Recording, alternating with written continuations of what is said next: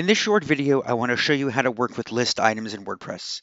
Now, most of you who are using WordPress know how to get to where I am here, and I'm just adding a new page. It doesn't matter if this is a page or a blog post. The point is that you're going to have to actually use a little HTML. Well, you don't have to use the HTML. I'm going to show you how not to use it, but there's a proper way to format lists, and there's not a proper way to format lists. The reason you want to properly format it really is if something is designed as a list, the code behind the page should show it as a list. It's better for Google. It's better later on if you want to change the styles of it. So suffice it to say, that is the reason. What I've done here is I've started here and I've said I've put 4 list items here. Now, if you're not familiar with HTML, which I don't expect most of us to be, you would do something like this. Put a 1, let's see, and then put a 2, and then put a 3, and then put a 4. And notice how that doesn't really line up that well. So we could come back here and then, oh wait, now my 1 disappeared. So as you can see, it's starting to get a little strange.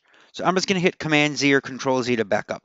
Let's say I just wanted to do A, B, C, and D. And obviously that works, right?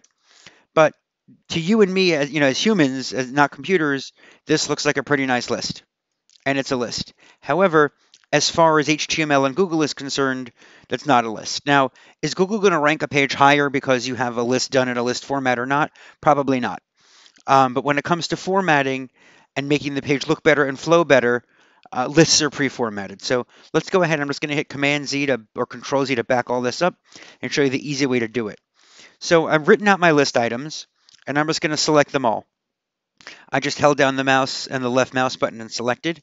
You can hit Command A on a Mac or Control A on a PC to select all. Now, if you come here to the top, if you click this bulleted list button, bam, you've got a bulleted list.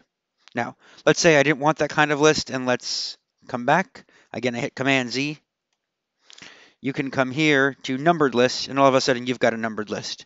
Now, obviously there are ways to format that to make the list look a little bit different.